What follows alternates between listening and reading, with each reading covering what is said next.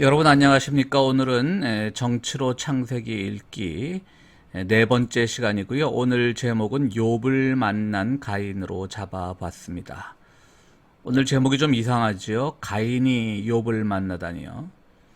창조 설화를 문자 그대로 믿는 사람들이 있지요. 뭐 창조 과학 하는 분들도 그 중에 하나라고 볼 수 있고요. 그들이 주장하는 지구 역사는 한 6천년 전후가 됩니다. 왜냐하면 창세기 1장부터 보면 누가 몇 살까지 살았고 몇 살까지 살았고 그럴 때 다 종합을 하면 이제 지구의 역사는 뭐 한 6천년에서 10,000년 정도 된다라고 하죠. 그래서 짧은 지구론이라고 하는 그런 이야기를 논리를 전개하는 사람들이 있습니다. 뭐 저는 뭐 그런 것이 말도 안 된다라고 생각하지만 또 믿는 사람들도 의외로 많더라고요. 그런데 욥기의 주인공 욥은 언제적 사람일까? 이건 참 추정이 아주 다양합니다. 사실 욥기라고 하는 책에 대한 또 욥이라고 하는 인물이 실존 인물인가에 대한 그 추정도 아주 다양한데요. 저는 욥기를 보면 이것은 이론적 진리론, 그러니까 진리는 하나의 기초를 가지고 있다라고 하는 이론적 진리론에 기초한 책이라고 생각합니다. 그것을 기독교 용어로 바꾸어 말하면 신정론이라고 하죠. 하나님이 하시는 일은 항상 옳다. 하나님만이 진리라고 하는 것이죠. 그것이 욥기의 주제인데요. 이런 주제가 형성되기 위해서는 바로 하나님만이 옳다라고 하는 것과 대비되는 다른 사상체계, 다른 종교체계, 신념체계가 있어야 되겠죠. 즉 다른 종교와의 만남에서 하나님만이 옳다라고 하는 그런 주장을 전개하기 위한 과정에서 생겨난 책이 욥기입니다. 그걸 증명해야 하니까요. 그렇기 때문에 히브리 문화권에서 다른 종교를 접한 뒤여야 하고요. 물론 히브리 전통, 그 이스라엘 가나안 전통에 다양한 그 다신 신앙들이 있었지만 그것이 세계적인 어떤 보편적인 질서를 대표하고 있다라고 보긴 어려웠고요. 그런 점에서 뭐 바빌론의 종교, 페르시아의 종교 이런 종교들과 만난 뒤에 바로 이런 신정론적인 의문이 생겨날 즈음에 욥기가 쓰여졌다라고 보는 것이죠. 또한 그리스 철학이 발달한 시기와도 겹쳐야 합니다. 즉 플라톤의 이데아처럼 이론적 진리의 근거라고 하는 것이 형성되던 시기와도 맞아야 되고요. 또 욥의 세 친구가 와서 위로를 하지 않습니까? 빌닷, 엘리바, 소발 이 세 친구가 와서 위로를 하는데 그 위로 속에는 또 당시의 어떤 인본주의적인 전통도 들어가 있습니다. 그렇기 때문에 저는 이것이 기원전 8세기에서 바빌론 포로기 이후 한 4세기경까지로 추정을 합니다. 욥기가 쓰인 기간을요. 특별히 이유 없는 고통을 당하게 되죠. 뭐 당시에 이제 분단 국가였으니까 북이스라엘과 남유다가 아시리아와 바빌론으로부터 이제 이유 없는 고통을 당했을 때 바로 욥이 당한 고통과도 대비가 되는 겁니다. 그런 점에서 바로 저는 욥기가 한 기원전 8세기에서 4세기경 사이에 쓰였을 것이라고 저는 추정을 하고 있습니다.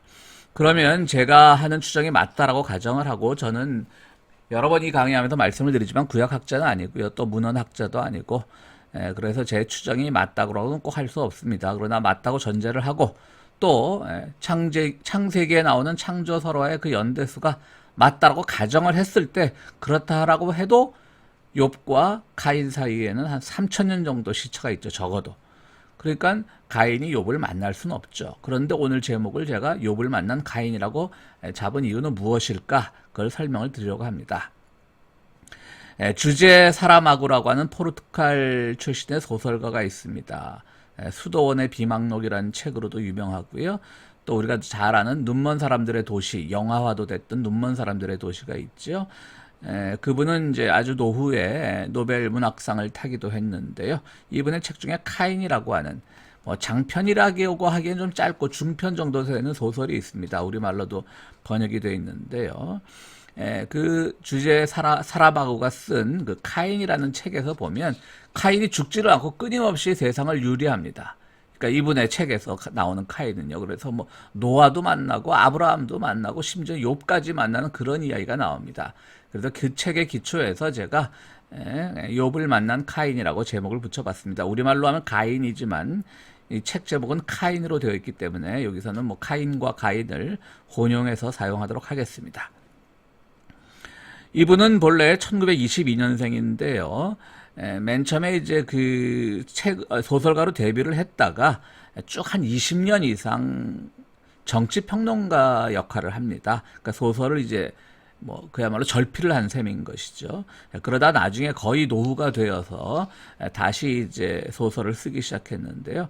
이분이 이제 그 한 20년 이상 절필을 하게 된 것은 당시 포르투갈의 그 우익 정부에 대항해서 이분은 이제 사회주의 막시스트로서 그 반대하는 칼럼도 많이 쓰고 또 저항 운동도 많이 하고 했던 사람이었기 때문에 그분은 뭐 순수 문학은 설 자리가 없다 뭐 이렇게 생각했을지도 모르죠. 어쨌든 포르투갈의 상황이 좀 좋아지고 나서 이분은 다시 펜을 잡으면서 뭐 제가 말씀드렸던 그 수도원의 비망록 이런 책들을 쓰기 시작했던 것이죠. 1947년에 이제 그분이 젊은 시절에 첫 소설 죄악의 땅을 발표했는데요. 이 책은 그 자신도, 그러니까 사람하고 자신도 자신의 작품 연부에서 빼달라 그럴 정도로 별로 뭐 자랑할 만한 소설은 아니었던 모양입니다. 그래서인지 우리말로 번역도 안 돼 있고요. 그 밖에 뭐 카인 또 수도원의 비망록 여러 책들은 다 우리말로 번역이 되어 있습니다. 결국 이분은 그래서 오랜만에 쓴 책에서 바로 이런 카인이라는 걸 썼는데요. 카인은 그가 세상을 떠나기 전 쓴 마지막 소설이기도 합니다. 뭐 카인 소설, 사람하고의 소설 카인을 말하자면 뭐 굳이 카테고리화 하자면 반기독교적 소설이라고 할 수 있습니다. 그런데 저는 이 사람하고가 그의 사상의 출발점은 이제 막시즘, 사회주의 사상이었기 때문에 반기독교적일 수 있는 건 당연하지만 저는 이 소설을 읽으면서 이걸 꼭 반기독교로 볼 수 있을까라는 그런 의문이 들었습니다. 반기독교라기보다는 기독교에 대한 애증이 사람하고에겐 있었다라고 저는 생각을 하고 있습니다. 카인이 아벨을 죽인 범죄 뒤에 온 세상을 떠돌아다니면서 말씀드렸듯이 뭐 노아도 만나고 아브라함도 만나고 이삭도 만나고 욥도 만납니다. 최초의 범죄자, 살인이라고 하는 최초의 범죄를 저지른 카인이 거의 하나님급이죠. 죽지도 않고 말이죠. 그래서 그것에서부터 이제 사람하고의 어떤 사상 세계를 짐작할 수 있죠. 뭐냐면 이제 하나님급이라고 하는 거죠. 악의 역사도 하나님급으로 오래됐고 악이라고 하는 것은 정말 뭐 하나님을 적대해서 악이 아니라 바로 하나님이 해놓은 세팅, 정말 뭐 다 섭리, 하나님의 예정 속에 있다면 하나님이 해놓은 세팅 안에서 카인이 동생을 죽였으니까 이건 모두 다 하나님 탓이라고 하는, 즉 인간적인 생각을 가지고 이 소설을 전개해 나가고 있습니다. 그러나 앞서도 말씀드렸듯이 저는 이것이 반드시 비기독교적이라고 보진 않고요. 여기서는 그야말로 기독교 세계관에 대한, 성서적 세계관에 대한 사람하고의 애증이 겹쳐 있는 것을 발견할 수가 있습니다. 뭐 우리나라 소설 중에서도 황순원, 소나기의 작가 황순원 선생의 그 카인의 후예라고 하는 소설이 있죠. 이건 장편인데요. 소나기는 단편이지만 이건 조금 뭐 평은 아주 좋습니다. 아주 오래전에 읽어서 잘 기억을 안 나는데 제 기억 속에 남은 건 거의 뭐 반공소설급이 아니었나라는 생각을 가지고 있습니다. 그래서 오늘은 이 사람하고의 카인을 중심으로 한번 카인의 얘기를 해볼까 합니다. 뭐 우리가 성경 창세기 4장 보면 잘 아시죠? 아벨이 바친 동물은 하나님께서 제물로 받고 가인의 것은 받지 않아서 가인이 화가 나서 동생을 죽이고 결국은 온 세상을 떠돌게 되죠. 뭐 이런 것을 해석하는 과정에서 유목문화가 농경문화로 바뀌는 과정의 신화라고 하는 사람들도 있습니다. 그러니까 아벨은 유목민의 대표가 되는 거고요. 가인은 농경민의 대표가 되는 건데 가인이 아벨을 죽였으니까 결국 역사가 이렇게 떠돌아다니는 유목민 문화에서 정착을 하는 농경문화로 바뀌게 된 것을 신화적으로 표현한 것이다 라고 주장하는 사람들도 있습니다. 어쨌든 왜 카인이 그러면 이 사람하고의 소설에서 이렇게 세상을 떠돌면서 거의 하나님급으로 많은 사람들, 시간과 공간을 초월해서 하나님급으로 많은 사람을 만나게 되었을까? 그는 아마 악의 눈으로, 그러니까 죄악의 눈으로 세상을 관찰하고 싶었겠죠. 하나님처럼 정말 전지전능하진 않지만 결국 이 소설에서도 보면 하나님만큼 전지전능하진 않습니다. 그러나 여러 가지 것에서 있어서 하나님과 대적하는 그런 모습들을 보이고 있거든요. 이처럼 이제 가인은 악의 눈, 더 정확하게 말하면 사람하고의 악의 눈이 아니라 하나님이 이 역사 속에서 보여주신 어떤 모순, 뭐 사실 오늘날도 엄청나게 우리가 설명할 수 없는 모순과 불의가 판을 치지 않습니까? 정말 죄악은 심판받아야 되고, 뭐 우리 한국 역사 속에서도 정말 5.18 민주화 운동을 총칼로 학살했던 그런 세력은 심판받아야 되는데 아직도 떵떵거리고 장수하는 것을 보면 정말 하나님의 정의는 어디 있냐고 묻고 싶은 것이 우리들의 솔직한 심정이죠. 그러니까 사람하고는요, 악의 눈으로 세상을 바라보기보다는 사람하고가 봤던 악, 즉 살인을 저지른 가인의 눈으로 세상을 바라보는 것은 왜 이렇게 세상은 모순으로 가득 차 있습니까? 어쩌면 가인이 살아남은 것도 모순일 수 있죠. 하나님이 그럼 심판을 해야죠. 아벨을 죽이는 가인을 심판을 해야 되는데 가인을 심판하지 않잖아요, 성경에서도. 게다가 이제 사람하고 소설에서는 죽지도 않고 정말 요배 시대까지 한 3000년을 뛰어넘어서 요배 시대까지 살고 있으니까요. 그런 것이 다 모순투성이라고 하는 것입니다. 그래서 카인에 대해서 살펴보면요, 우리 왜 범행을 저지르면 정상 참작이란 걸 하지 않습니까? 뭐 우발적이다, 뭐 실수다, 뭐 이런 거죠. 굳이 의도가 없었다, 뭐 이런 거죠. 그래서 카인을 놓고 보면 굳이 따지자면 인류 역사상 아벨의 죽음은 첫 죽음이죠. 그 전까지 사람들은 죽음을 몰랐습니다. 아담과 하와도 죽지 않았기 때문이요. 이 시점에는 죽지 않았기 때문에 죽음을 몰랐던 것이죠. 그러니까 죽음이 얼마나 비참한 결과를 가져온다는 것을 카인은 몰랐던 겁니다. 어린아이들이 범죄를 저지르면 형이 가볍죠. 왜? 그 아이들은 폭력으로 인한 결과가 얼마나 큰 비극을 가져올 수 있는지 그런 걸 잘 모르고 했기 때문에 정상 참작이 되는 겁니다. 어떻게 보면 카인도 그런 점에서는 정상 참작이 되는 것이죠. 이건 뭐 사람하고 소설의 일부가 아니라 지금부터 드리는 말씀은 제 말씀입니다. 그런데 이제 아벨 같은 경우는요, 동물의 죽음을 많이 경험했죠. 동생 아벨은 제사를 지내기 위해서 많은 동물을 잡았을 것이고요. 그런데 동물을 제물로 바칠 때 부정한 부분과 정결한 부분이 있습니다. 이제 레위기 율법에 따르면요, 기름이나 피, 그러니까 지방이 되겠죠. 뭐 비계가 되겠죠. 기름이나 피는 오염된 부분이고요. 그래서 태워버리죠, 제사 때 항상. 그리고 살코기 부분은 함께 먹음으로써, 뭐 실제로 그 제물로 바치지만 뭐 그것이 뭐 하늘로 쑥 날아 올라가가지고 하나님이 드시는 건 아니지 않습니까? 그러니까 결국 제사가 끝나면 이제 살코기는 같이 먹는 거죠. 이건 정결한 부분인 겁니다. 하나님이 드시는 것을 우리가 함께 먹음으로써 함께 공동체적 일치를 이룬다라고 하는 것이죠. 그건 오늘날 교회 전통에서 성찬식으로도 나타나는 문화인 겁니다. 바로 그런 부분에서 이제 아벨은 일찍이 살인까지는 아니지만 동물의 죽음을 경험했던 사람이고요. 카인은 경험하지 못했던 것이 아닙니다. 그런데 어쨌든 하나님의 제물로 드려지는 것인데 부정한 부분은 그냥 정말 우리에게 있어서는 안 되는 부정한 것이다 라고 말하면 안 되겠죠. 그래서 그것은 성흔, 거룩한 흔적으로 남는다라고 하는 것이죠. 예수님의 보혈의 피 같은 은유가 바로 그런 부분입니다. 그런데 카인은 오히려 정결한 곡식으로만 제사를 지냈기 때문에 피가 없었죠. 서태지의 무슨 노래 중에 교실이대한가요? 그건 뭐 판을 거꾸로 돌려보면 뭐 피가 모자라 그런 소리가 들렸다라고 하는 것이 오래전에 정말 말도 안 되는 그런 음모론이 있었는데요. 카인에게는 피가 필요했던 거예요. 분명히 이것은 정결한 것은 아니지만 그것이 하나의 성흔, 거룩한 흔적, 마치 예수님의 옆구리에 난 창자죽처럼 성흔으로 자리 잡을 수 있기 때문에 피가 필요했던 것이죠. 그런데 하나님이 자신의 제사를 안 받으니까, 자기가 본래 목축을 하는 사람도 아니고 피가 나지 않는 곡물 제사를 지내는 농부의 선조인데 자기의 제사를 안 받으니까 카인의 머리에는 불현듯 여러 가지 생각이 떠올랐던 것이죠. 나에게도 피가 필요해. 그래서 아벨을 죽인 거다. 그건 에드먼드 리치의 성서의 구조 인류학이라고 하는 데서 에드먼드 리치가 주장한 부분입니다. 이것이 하나님을 당황하게 했죠. 하나님의 저의를 파악했다라고 볼 수도 있습니다.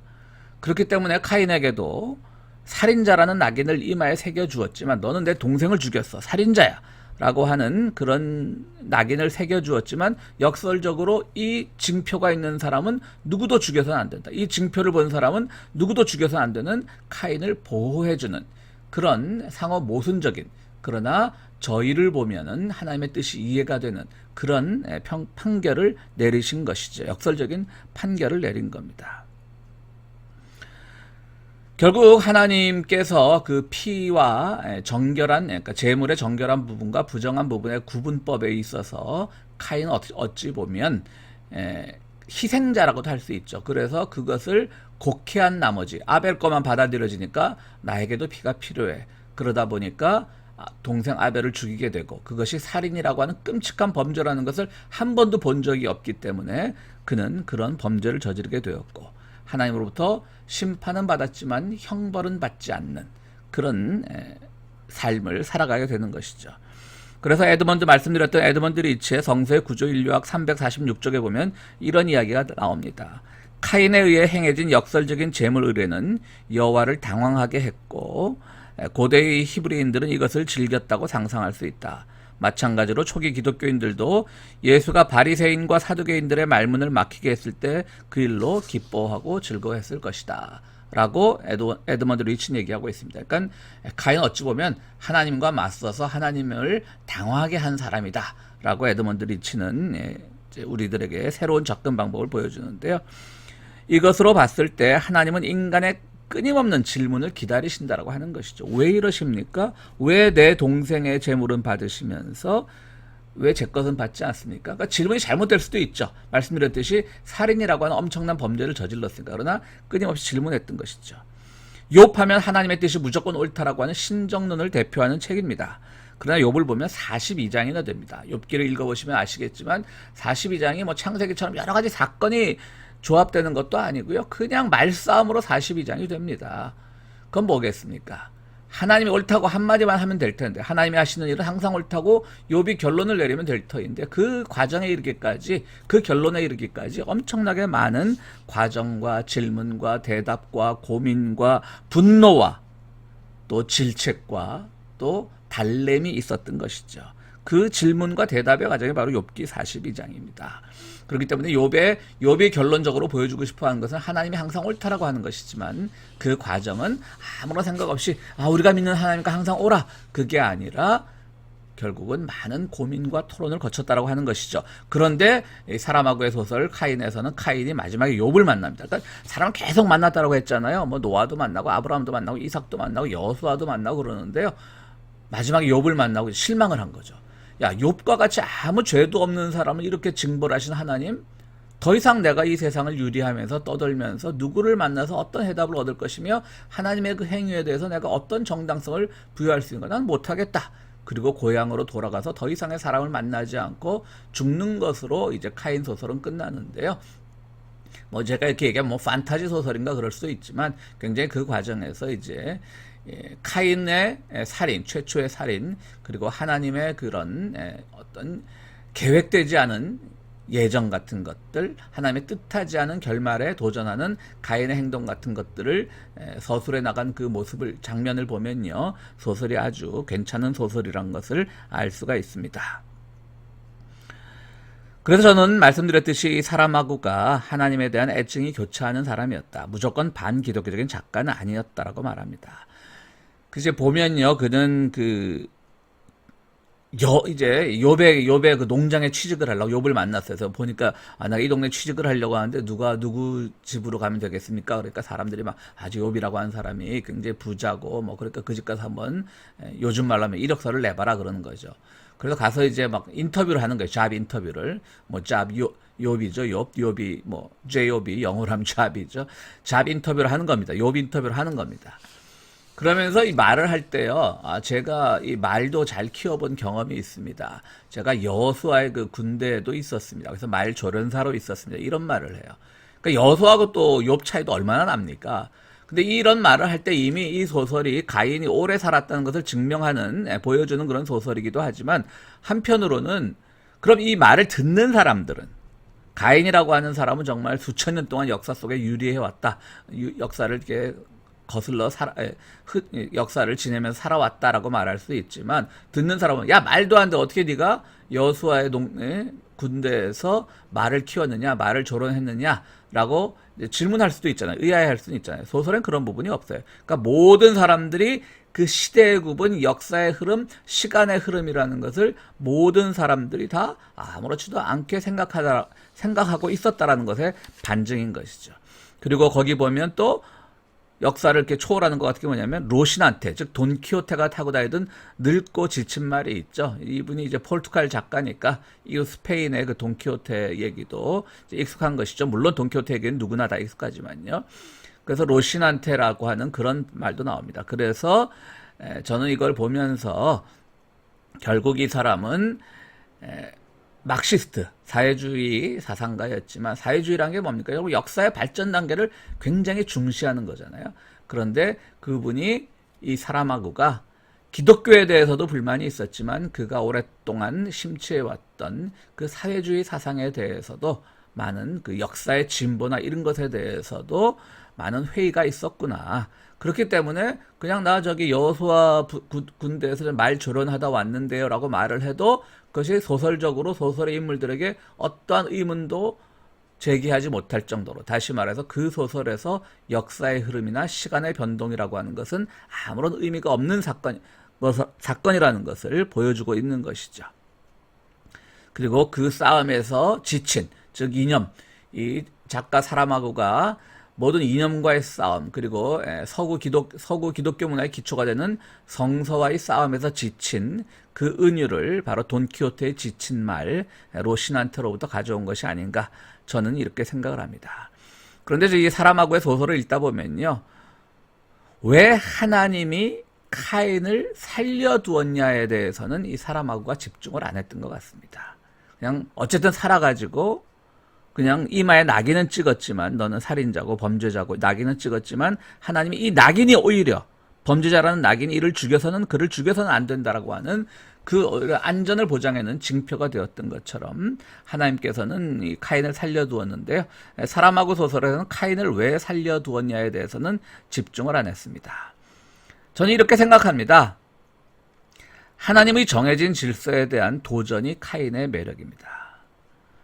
창세기는 세상의 모든 개념과 또 사물과 또 사물과 인간, 자연과 인간, 인간과 인간 그런 관계의 최초 시원이 뭐냐, 시작이 뭐냐를 보여주는 책이죠. 그러니까 창세기죠. 세상이 처음 창조될 때 이야기니까요. 그런 점에서 카인의 살인은, 아벨을 죽인 카인의 살인은 최초의 살인을 신화적으로 소개한 겁니다. 여기서는 살인의 도덕적 측면보다는 살인의 신화적 기원을 말하고 있는 것이죠. 민중신학이나 진보적인 신학에서는 이제 아벨을 죽이고 나온 뒤에 내 동생이, 내 아우가 어디 있느냐, 아우의 핏소리가 땅에서 들린다라고 하는 하나님의 어떤 경고의 메시지가 있으니까 그 카인이 하나님께 대어들지 않습니까? 내가 형제를 지키는 자입니까? 라는 말에 집중해서 군사정권 하에서 살인과 고문을 일삼던 세력들을 지칭하곤 했죠. 그래서 정말 이 카인과 아벨의 이야기가 정말 우리의 저항 정신을 일깨워주는데 많은 기여를 했던 것은 사실입니다. 폭력에 대한 저항. 그러나 이 폭력에 대한 저항, 내가 아우를 지키는 자니까 했던 그 폭력에 대한 저항을 강조하다 보면 하나님께서 왜 카인을 살려두셨는가에 대한 그 질문에는 접근할 수가 없게 되는 것입니다.